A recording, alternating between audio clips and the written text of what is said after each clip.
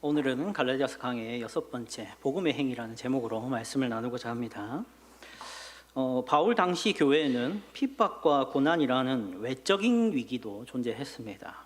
하지만 초대 교회에는 내적인 위기도 있었는데요. 그 교회의 내적인 위기란 복음이 공격을 받는 것입니다. 복음이 다른 복음으로 대체되는 그런 왜곡이 교회 안에 내적인 위기로 존재했었죠. 이것은 초대 교회만 겪는 위기는 아닙니다. 모든 역사 가운데 교회는 항상 외적인 공격도 받지만 내적인 공격도 받습니다. 복음이 오해되고 복음이 왜곡되는 그런 공격들입니다. 갈라디아서에는 유대인 출신 기독교인들과 이방인 출신 기독교인들 사이에 균열이 나타나고 있었습니다. 바로 이러한 균열이 바로 복음이 공격받고 있다는 증거입니다. 왜냐하면 복음은 균열을 만드는 것이 아니라 연합을 만드는 것이어야 하기 때문이죠. 하지만 갈라디아 교회는 균열이 일어나고 있었던 것입니다. 겉으로 보기에는 인종적 차별 같습니다. 유대인들과 이방인들 사이의 균열이기 때문입니다. 하지만 근본적으로는 복음에 대한 이해가 틀려서 이러한 균열이 일어나고 차별이 일어나고 있었던 것입니다. 여러분도 아시다시피 초대 교회의 주된 구성원은 유대인 출신들입니다. 유대인들의 구원관이 본래는 어떠한 것이었습니까? 유대인들은 원래 유대교를 믿고 있었지 않습니까? 유대교에서는 구원을 어떻게 생각했습니까? 율법주의로 이해했습니다. 율법을 최선을 다해서 완벽하게 지키는 것으로 하나님의 명령을 다 지켜서 하나님께 인정받아 의인으로 인정받아 구원을 받을 수 있다. 이게 유대교의 구원관이었습니다. 그러나 예수님께서 오셔서 그걸 깨트리셨죠. 예수님께 오셔서 율법을 너희가 다 지킬 수 없다라는 얘기를 증명하셨습니다. 너희는 율법을 결코 지키지 못한다. 너희는 죄인이기 때문에 그 마음이 부패했기 때문에 하나님의 율법을 사랑할 수 없다. 그래서 너희는 율법을 다 지켜 구원받는 길은 막혔다라고 얘기하셨습니다. 그러면서 다른 길을 말씀하시죠. 그 다른 길이란 내가 율법을 다 지키고 그런 내가 너희를 위해 대신 값을 지불하는 것으로 너희는 율법을 지키지 않더라도 나를 믿으면 내가 행한 삶이 너의 것이 돼서 구원을 받는다라는 복음을 제시하셨습니다. 그래서 예수님이 죽은 이후에 승천하시고 이제 사도들이 복음을 전하지 않습니까? 그 주된 대상자들이 바로 이 유대교인들이었습니다. 그래서 그들은 율법을 버리기 시작했습니다. 율법이 나를 구원하게 할 수는 없구나. 내가 율법을 다 지킨다고 구원받는 것은 아니었구나를 인정하기 시작했습니다. 그들이 초기 초대 교회의 구성원들이 됐습니다. 그래서 그들은 이제는 누가 율법을 더 많이 지키냐 아니냐로 줄을 세우고 하는 것은 그쳤습니다. 그리고 그들은 예수님을 믿는 것으로 우리가 구원을 받는다라는 초대 교회를 이루었습니다. 그게 처음 예루살렘 교회의 모습이었습니다. 자, 그런데 그들에게 또 하나의 숙제가 이제 주어진 것이죠. 어떤 숙제냐면은 이방인 교회가 세워졌습니다.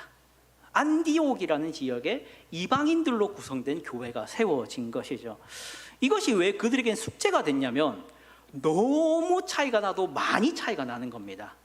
유대인들끼리는 이제 할례나 율법이나 이런 것이 중요하지 않다고 말은 됐지만 그래도 서로 보면은 할례는 받았고 그래도 어느 정도 율법은 지킬 줄 알고 도덕적으로도 그래도 훈련받은 그래도 유대인들끼리는 수준이 있었습니다. 그 종교성에서나 윤리적으로나 삶을 조절할 줄 아는 모습이 그래도 있었습니다. 그런데 이방인들은 어떻습니까? 고기를 아무 고기나 먹습니다. 이게 우상신에게 드려진지 아닌지를 고민도 안 하고 마구 먹습니다. 그리고 그들은 할례를 안 받았습니다. 그들은 율법을 모릅니다. 그들은 도덕적으로도 좋지 못합니다. 그들의 성적 생활도 문란합니다.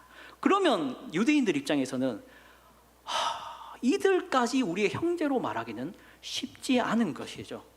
그래서 그들은 많은 시험에 들었던 것 같습니다. 바로 그러한 이유에서 유대인들 사이에는 할례주의자라는 사람들이 등장합니다. 이 할례주의자들은 그래도 최소한 아무리 예수님 믿는 것으로 구원받는다라고 우리가 믿지만 할례는 그래도 받아라. 할례는 그래도 너희가 받아야 예수 믿는 것을 그리고 그리스도인 된 것을 인정해 주겠다 하는 할례주의자들이 나타난 것입니다. 많은 걸 요구한 거 아니다. 할례는 받아라. 율법 다 지키라는 건 아니다. 그래도 적당히 지켜라. 그리고 예수 믿어야 너희는 우리의 형제고 우리의 한 믿음의 신자라고 인정해 주겠다 하는 할례주의자들이 나타난 것입니다. 만약 이들의 주장이 참이면 이방인들은 그렇게 해야겠죠. 이방인들은 할례를 받아야 될 거고 율법을 그래도 배워야 되고 지키는 삶을 살아야 될 겁니다. 음식도 가려 먹고 할 줄 알아야 될 겁니다. 하지만 이게 참이 아니니까 문제가 되는 것이죠. 그들이 믿고 있던 복음의 핵심이 무엇입니까? 그 복음의 핵심은 오늘 2장 16절에 나오고 있습니다. 2장 16절 말씀 잠깐 띄워주십시오. 갈라디아서 2장 16절 말씀입니다. 네, 2장 16절 말씀입니다. 같이 읽겠습니다. 시작. 사람이 의롭게 되는 것은 율법의 행위로 말미암음이 아니요 오직 예수 그리스도를 믿음으로 말미암는 줄 알므로 우리도 그리스도 예수를 믿나니 이는 우리가 율법의 행위로서가 아니고 그리스도를 믿음으로써 의롭다함을 얻으려 함이라. 율법의 행위로서는 의롭다함을 얻을 육체가 없느니라. 아멘. 율법의 행위로는 의롭다함을 얻을 육체가 없느니라. 우리는 어떻게 의롭다함을 얻는다고 알아야 됩니까? 오직 예수 그리스도를 믿음으로 구원을 얻는 줄, 의롭게 되는 줄을 알아야 합니다. 그것이 바로 복음의 핵심 아닙니까? 그런데 이 할례주의자들은 뭐라 했다고요? 할례는 그래도 받아다오, 율법은 어느 정도 좀 지켜다오를 말했다라는 것입니다. 그들이 너무했다라고 말하기 전에 그들의 입장을 좀 생각해 봐야 됩니다. 너무 심하지 않습니까? 그 삶이 문란하기 짝이 없습니다. 할례를 받는 모습도 없고 율법을 지키는 어떤 흔적도 없습니다. 그들을 우리의 형제로 받아들일 수 있을까요? 쉽지가 않은 문제입니다. 그것이 바로 이때 당시의 문제라는 것이죠. 그래서 바울은 이 문제를 인식을 했습니다. 이대로 가다가는 유대인 교회와 이방인 교회로 균열이 이루어지고 분리가 될 것 같은 두려움에 휩싸였습니다. 그래서 그는 2장 1절부터 10절에 보시면 예루살렘 교회에 올라갑니다. 그리고 사도들과 이 복음에 대해서 서로 논합니다. 너희가 알고 있는 복음이 무엇이라 생각하고 내가 말하고 있는 복음이 무엇인지를 얘기해보자 해서 서로 다른 복음이 아니라는 것을 확인했습니다. 그래서 그들은 공적으로 이 문제를 우리는 오직 예수 그리스도를 믿음으로 말미암아 구원받는다고 사도들도 가르치고 있고 나도 그렇게 가르쳤다. 안디옥 교회 이방인들에게도 내가 그렇게 가르쳤고 유대인들 너희에게도 그렇게 가르쳤다라고 합의를 이룬 것이 10절까지의 내용이었습니다. 자, 이러한 배경에서 오늘 11절 내용들이 진행되기 시작하는 것입니다. 왜 오직 예수 그리스도를 믿음으로 구원받는다고 사도들도 가르쳤고 사도 바울도 이방인들에게 가르쳤는데 왜 유대인들 중에는 이것을 용납을 못하는 걸까요? 왜 할례 안 받는 것을, 율법 안 지키는 것을 포기를 못하게 되는 것일까요? 그 원인을 오늘 11절부터 발견할 수 있습니다. 한번 11절부터 16절 말씀을 보면 오늘 설교를 통해서 첫 번째는 한 가지 교훈을 드릴 겁니다. 그 교훈은 복음을 아는 것과 복음을 행동하는 것은 다른 문제라는 것을 첫 번째로 교훈 드릴 것입니다. 두 번째로는 경고 한 가지를 받을 것입니다. 저와 여러분이 복음을 잘 알고 있다 하더라도 우리가 의도치 않게 우리도 복음을 훼손하는 일에 동참할 수 있다는 경고입니다. 세 번째는 이것입니다. 구체적인 적용인데요. 어떻게 하면 우리가 복음을 훼손하는 일을 멈추고 복음을 수호하고 지키는 삶을 살 수 있는 그 지침, 그 적용들을 말씀드리고 설교를 마치고자 합니다. 자, 이제 말씀을 좀 보도록 하겠습니다. 11절 내용을 한번 보십시오. 11절 내용은 사도 바울의 모습입니다. 11절 본문 같이 읽겠습니다. 시작. 게바가 안디옥에 이르렀을 때에 책망받은 일이 있기로 내가 그를 대면하여 책망하였노라. 바울은 책망을 한 일이 있었습니다. 누구를 책망했다 합니까?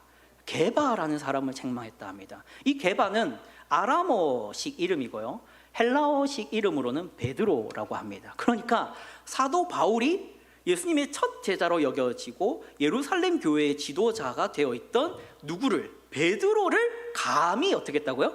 책망까지 했다 합니다. 베드로가 무슨 문제가 있었기 때문이죠. 베드로에게는 한 가지 문제가 분명히 있었습니다. 그러한 문제 때문에 바울은 책망을 했습니다. 그러면 어떤 문제가 있었을까요? 베드로는 잘못 행동을 합니다. 그것이 바로 12절에 나옵니다. 12절 말씀 같이 읽겠습니다. 시작. 야고보에게서 온 어떤 이들이 이르기 전에 게바가 이방인과 함께 먹다가 그들이 오매 그가 할례자들을 두려워하여 떠나 물러가매. 베드로가 안디옥에 찾아온 일이 있습니다. 그곳에는 바울과 바나바가 사역을 하고 있었는데요, 그곳에 이방인 교회가 세워졌고 이방인들이 신앙생활을 하고 있다 하니 이 베드로가 궁금했던 것 같습니다. 그래서 베드로는 이 지역으로 이제 성도들을 만나려고 왔는데 그냥 온 것만이 아니라 식사의 교제를 함께 했다 합니다. 그런데 이 원어적으로 보면 식사의 교제를 일시적으로 한 게 아니라 주기적으로, 정기적으로 자주 했다라고 말을 합니다. 자, 그런데 그들과 같이 먹다가 누가 왔다고 합니까? 본문을 다시 한번 보십시오. 12절입니다. 누가 이곳에 왔다 합니다. 누가 왔다고 합니까? 야고보에게서 온 어떤 이들이라고 합니다.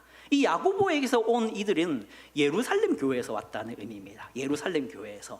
이들은 유대인들이었고 이들은 할례자들이라고 불립니다. 아까 제가 서론에서 말씀드렸죠.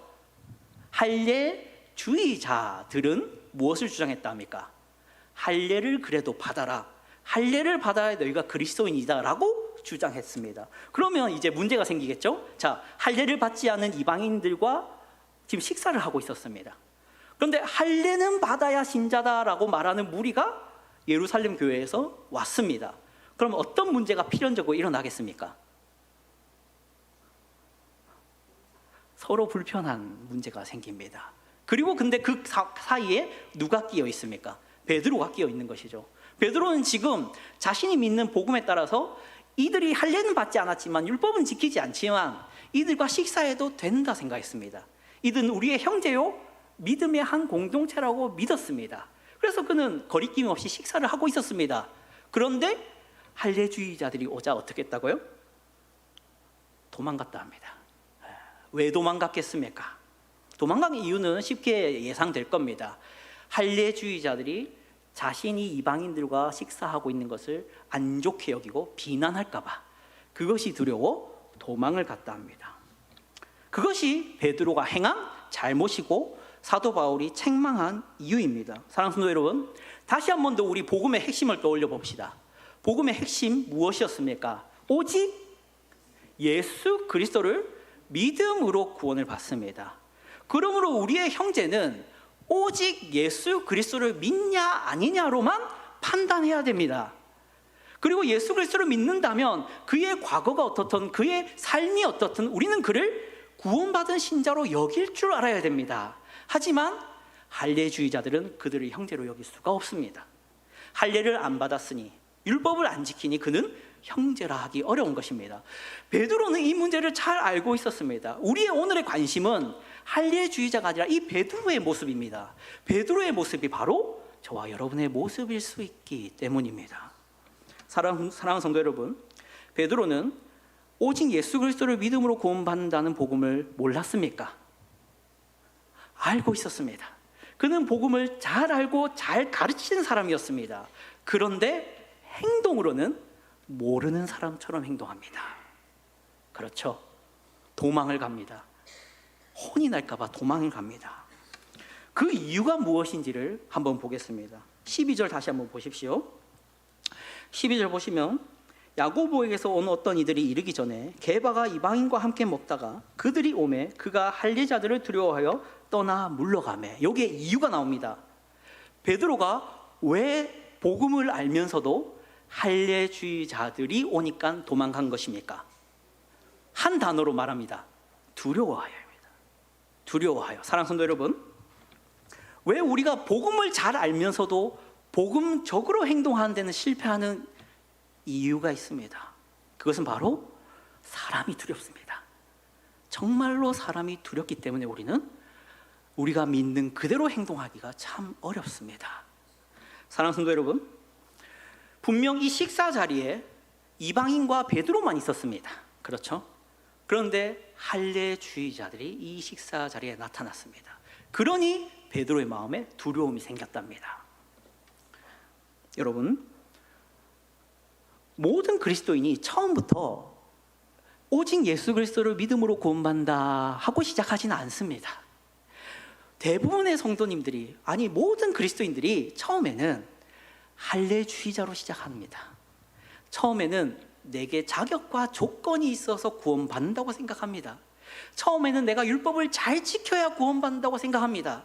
내가 하나님께 이쁨 받을 만한 행동과 모습을 보여야 하나님이 나를 구원하실 것이라고 그렇게 생각합니다. 그것이 부패한 사람의 본성적인 생각이기 때문입니다. 그러나 우리는 비로소 인정해야 됩니다. 그렇죠? 내가 선을 행해서 하나님께 인정받을 수는 없다. 내가 하나님의 율법을 다 지킬 수는 없다. 나는 수없이 죄를 반복하고 있다. 그러면 나는 어찌할꼬? 예수 그리스도가 필요합니다 라는 고백을 나중에 합니다. 그렇기 때문에 우리 안에는 항상 할례주의자도 있고 복음을 잘 아는 사람도 있습니다. 그래서 복음적으로 행동하는 게 두려운 것입니다.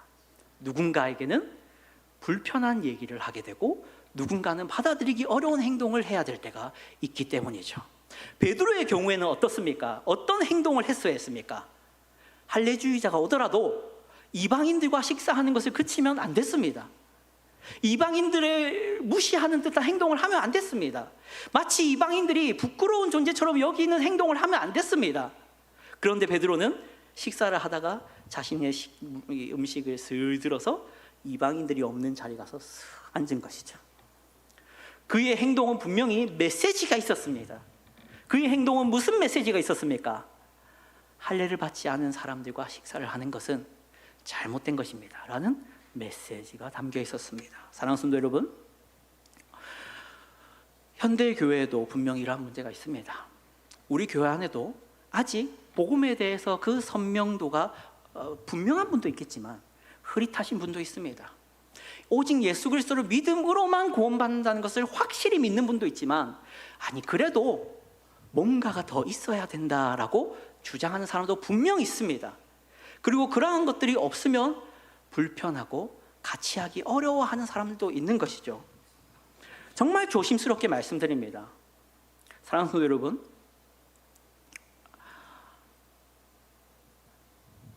먼저 가벼운 얘기부터 하겠습니다. 돈이 많이 있고 예수를 믿어야 구원받는 것입니까? 그렇지는 않습니다. 학력이 좋고 예수를 잘 믿어야 구원받는 것입니까? 그렇지는 않습니다. 명예롭고 예수를 믿는 사람이어야 하나님이 그를 이뻐해 주시는 것입니까? 그렇지 않습니다. 우리는 오직 믿음으로만 구원받는다고 생각하기 때문입니다. 사랑하는 성도 여러분, 그러나 좀 더 우리가 받아들이기 어려운 현실이 있습니다.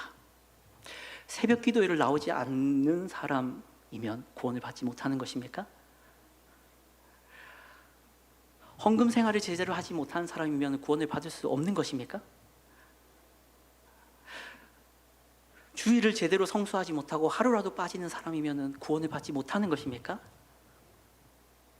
좀 더 율법적으로 하나님의 말씀을 지키며 봉사하며 순종하며 사는 삶을 조금이라도 실패하면 그 사람은 구원이 취소되고 우리의 형제가 될 수 없는 것입니까? 그렇지 않습니다. 그러나 사랑하는 성도 여러분, 우리 중에는 그것을 분명 불편해하는 분들이 있습니다. 그런 사람들을 나의 형제로, 나의 믿음의 한 공동체 일원으로서 받아들이기 어려워하는 사람들이 있습니다. 오직 예수 그리스도를 믿음으로만 구원받는다라는 것에 왜곡이 있는 분들이 있습니다. 아직은 배워가는 과정이기 때문에 그런 것이죠. 아직은 예수 그리스도를 믿음으로만 구원받는다는 것을 인정하지는 못하는 그런 시기에 있는 분들이 분명히 있습니다. 자, 그러면 이런 곳에서 이런 사람이 있다는 걸 알면서 오직 예수 그리스도를 믿음으로만 구원받는다는 그러한 행동을, 그러한 모습을 실천하기란 두려운 것입니다. 그래서 복음을 아는 데는 지식만 있으면 되지만 복음을 행하는 데는 용기가 필요합니다. 베드로는 두려워서 그걸 하지 못합니다. 그러면 바울은요, 용기가 있습니다. 바울은 그 사람과 불편해질 용기가 있습니다. 바울은 그 사람과 갈등을 겪는 용기가 있습니다. 바울은 그것을 불편해하는 할례주의자들에게 안 좋은 소리를 들어도 된다는 용기가 있습니다. 그래서 그는 그 자리를 파하고 그 식사 자리를 파하고 도망가면 안 된다라고 말하는 것입니다.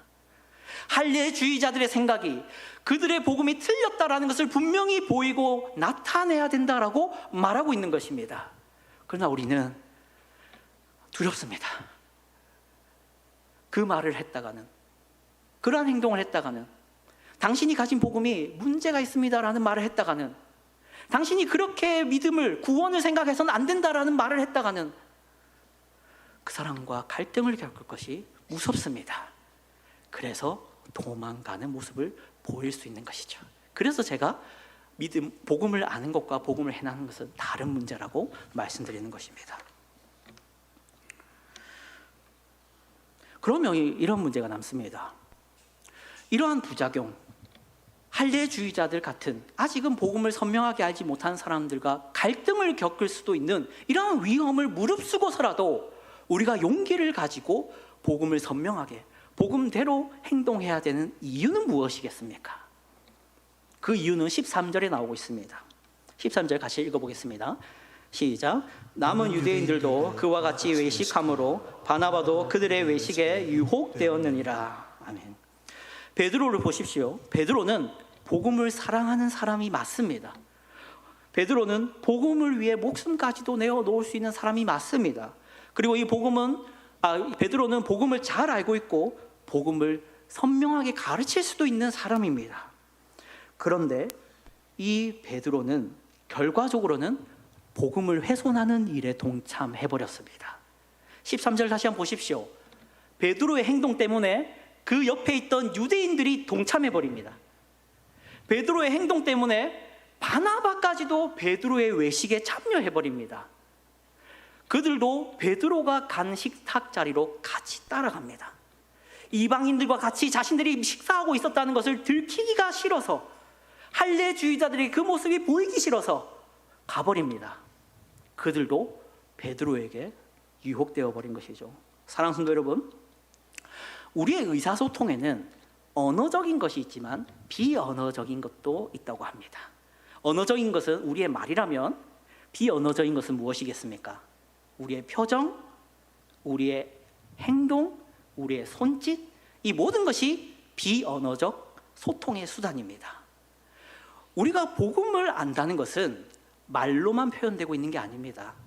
우리의 표정과 손짓과 걸음걸이로도 표현될 수 있습니다. 베드로의 걸음은 복음이 아니었습니다. 베드로의 가는 방향은 복음이 아니었습니다. 그러니까 베드로의 문제는 이것인 거죠. 그는 복음은 알지만 복음적으로 행동하는 데는 서툴렀습니다. 그리고 그 영향은 지금 이 안디옥 교회에서만 문제가 생기는 게 아니라 그가 지도하고 있던 예루살렘 교회에서도 분명히 있었을 것입니다. 그의 행동들 때문에 할례주의자들이 용납받고 있었습니다. 베드로의 그러한 비겁한 행동들 때문에 다른 복음이 횡행하게 되는 것입니다. 그는 사람을 두려워해서 복음을 말하지 못하고 사람을 두려워해서 복음적인 행동들을 지시하지 못했습니다. 그는 사람이 두려워서 이방인을 도망치고 사람들 앞에 숨기고 교제하는 사람이었습니다. 그리고 그 모습은 분명 유대인들에게 악영향을 미친 것이죠. 그리고 그 영향을 받은 유대인들은 가는 곳곳마다 갈라디아 교회를 가든 에베소 교회를 가든 다른 복음을 말하는 것입니다. 어떤 복음입니까? 예수 그리스도만으로 충분하진 않단다. 너에겐 좀 더 다른 게 필요해. 그것이 무엇일까? 좀 더 선하게 살고 죄를 짓지 말고 봉사를 더 열심히 하고 주의를 성수하며 새벽 기도에도 나가고 그리고 이웃 사랑도 실천해야, 그래야 하나님이 너를 구원하실 수 있고 너는 내 형제가 될 수 있어 라는 그런 말을 가는 교회마다 해버린 것이죠. 그런 결과가 갈라디아 교회에 있던 거짓 교사들인 것입니다. 사도 바울은 그것이 지금 너무 힘든 것이죠.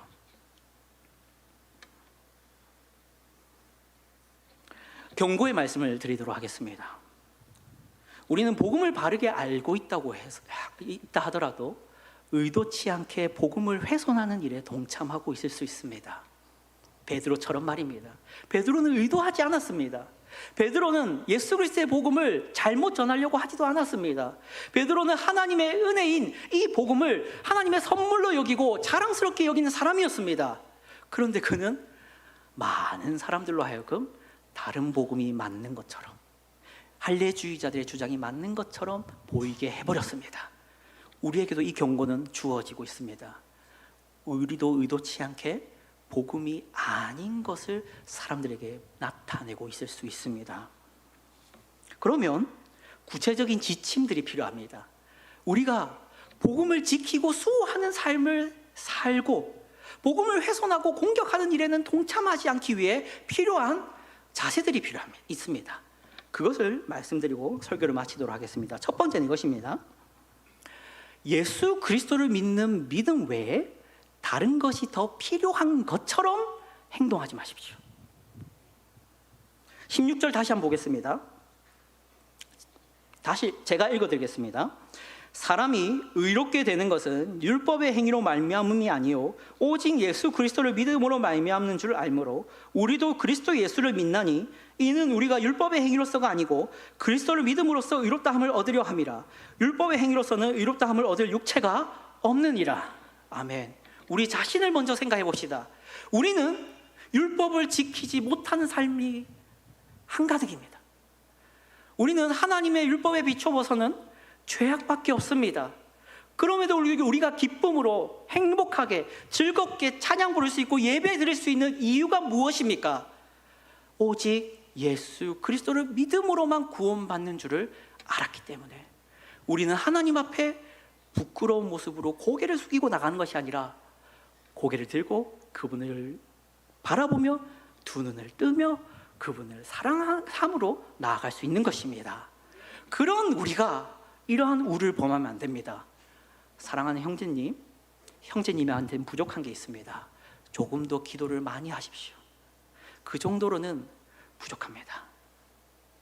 그러면 안 됩니다. 하는 말을 하면 안 됩니다. 물론 조심스럽습니다. 이게 오해되지 않기 위해서 말씀드립니다. 기도하지 않는 삶이 좋은 삶이라고 말씀드린 거 아닙니다. 새벽 기도를 나오지 않는 것이 좋은 것이라고 말씀드리는 거 아닙니다. 주일 성수를 하지 않는 것이 권장될 만한 것이라고 생각하지 않습니다. 주일날 돈을 많이 쓰는 것이 좋다고 말씀드리는 게 아닙니다. 그러나 하나님의 은혜는 그런 사람도 구원해서 나처럼 이 자리에 앉힐 수 있다는 것을 우리가 믿어야 합니다. 그렇게 우리는 서로를 차별하지 않고 균열을 일으키지 않고 하나 될 수 있는 것입니다. 만약 그것을 포기하게 된다면 우리는 여러 가지 기준과 잣대와 조건과 자격으로 서로를 분리시킬 것입니다. 이 사람은 나보다 신앙생활이 못해. 그러니 내 형제라 하기 어려워. 이 사람은 나보다 기도 시간이 짧아. 그러니 이 사람은 나의 형제라 하기 어려워. 이런 식으로 말입니다. 우리는 그런 행동을 해서는 안 됩니다. 그런 표정을 지어서도 안 됩니다. 그런 화가 나서도 안 됩니다. 정말 그렇습니다. 그런 사람을 보면은 우리도 모르게 우리 안에 화가 나지 않습니까? 신앙생활을 제대로 하지 못하고 헌금생활을 제대로 하지 못하고 예배를 빠지고 봉사활동에 빠지면 우리도 모르게 화가 납니다. 그게 우리의 본성이죠. 그러나 여러분, 우리의 믿음이 무엇입니까? 그것은 자격이 아닙니다. 그것은 하나님의 자녀가 되고 안 되고의 문제가 아닙니다. 그저 더 좋고 나쁘고 우리 사이에서 나눌 수 있는 기준일 뿐입니다. 우리는 그런 행동으로서 복음을 훼손하는 일에 참여해서는 안 됩니다. 두 번째 지침입니다. 마지막 지침인데요. 억지로 기독교인을 만들 수 있다고 생각해서는 안 됩니다. 14절에 나옵니다. 바울의 책망의 내용인데요. 같이 읽겠습니다. 시작. 그러므로 나는 그들이 복음의 진리를 따라 바르게 행하지 아니함을 보고 모든 자 앞에서 게바에게 이르되 네가 유대인으로서 이방인을 따르고 유대인답게 살지 아니하면서 어찌하여 억지로 이방인을 유대인답게 살게 하려느냐. 바울의 평가, 베드로에 대한 평가가 이것입니다. 이방인을 억지로 유대인 만들려고 네가 했다라는 것입니다. 사랑하는 성도 여러분, 억지는 복음이 아닙니다. 율법입니다. 율법이 무엇입니까? 순종해라, 기도해라, 참여해라, 노력해라. 말씀 지켜라, 성경 읽어라, 이게 율법입니다. 복음은 무엇입니까? 하나님이 하셨습니다. 그리스도가 하셨습니다. 그리스도가 지셨고 그리스도가 죽으셨습니다. 그것이 우리의 것이 되게 하셨습니다. 하나님이 우리를 은혜로 부르셨습니다. 우리의 자격과 조건을 보지 않고 하나님이 여러분을 자녀 삼아 주셨습니다. 이 모든 것은 우리의 잘남이 아니라 그리스도의 아름다움입니다. 그러니 여러분 기뻐하고 즐거워하십시오. 여기에는 억지가 없습니다. 그렇게 우리는 새롭게 되고 변화됩니다. 그리고 새롭게 되고 변화된 하나님의 은혜로 말미암아 우리는 억지가 아니라 자원하여 말씀을 보고, 자원하여 교회를 나가고, 자원하여 말씀을 읽고, 자원하여 찬양을 부르며, 자원하여 기도의 자리를 찾습니다. 이게 복음이죠. 그런데 우리는 억지로 함으로써 내 마음은 복음을 모르는 게 아니고 내 마음은 복음을 믿지 않는 게 아닌데 억지로 누군가를 기독교인 만들 수 있다는 것처럼 말하고 행동함으로 복음을 훼손할 수 있습니다. 그 사람이 뭐라고 생각하겠습니까? 아, 노력하면 구원받을 수 있구나, 노력하면 나도 신자 될 수 있구나, 노력하면 저 사람처럼 좋은 신앙이 될 수도 있겠구나라는 메시지가 그 안에 담기게 됩니다. 주로 자녀들에게 이런 영향이 많이 가죠. 부모님들 얼마나 답답합니까? 부모가 안 된 제가 말할 건 아닙니다만 부모가 된 여러분, 제가 자녀로서 압니다. 자녀로서 살았으니 압니다. 답답하실 겁니다. 저 같은 자녀가 더 훨씬 답답한 부모님들 많습니다. 그래서 어떤 말을 하게 됩니까? 좀 나가자, 좀 읽자, 좀 기도하자, 조금 순종해라 라는 말을 하게 됩니다. 그 말 자체가 나쁜 건 아니죠. 다만 윽박 지르고 인상을 쓰고 혼을 내면 바뀔 줄 압니다. 아니죠. 은혜가 필요합니다. 하나님이 우리 아들을, 우리의 자녀를, 우리의 딸을 바꿔주셔야, 그 마음을 새롭게 하셔야, 죄인의 마음이 새롭게 돼야 하나님을 자원하여 찾게 되는 것입니다. 그게 우리의 믿음이지 않습니까? 그러므로 우리의 복음을 지키고 우리의 복음을 선명하게 수호해 나가는 저와 여러분이 되기를 주님의 이름으로 축복합니다. 기도하겠습니다. 하나님 아버지 감사합니다. 우리가 이 시간 함께 모여서 갈라디아서의 말씀을 보았습니다. 책망받을 행동을 한 베드로의 모습을 통하여 우리가 복음을 안다 하더라도 복음적으로 산다는 것이 얼마나 어렵다는 것을 알게 되었습니다. 우리에겐 용기가 필요합니다. 사람을 두려워하지 않고 고난받는 것을 두려워하지 않는 용기가 필요합니다. 복음을 선명히 말할 때 갈등이 일어나고 다툼이 일어날 수도 있다는 것을 무릅쓰는 그러한 용기가 우리에게 주어지게 하여 주시옵소서. 그러하여 율법을 주장하고 하나님의 복음을 훼손하는 그러한 삶에 동참하지 않게 하여 주시고, 우리 그리스도의 아름다운 복음을 날마다 선명하게 전파하며 선포하며 우리 자신이 그 모든 복음들을 누리며 살아갈 수 있는 저희 교회가 되게 하여 주시옵소서. 살아계신 예수 그리스도의 이름으로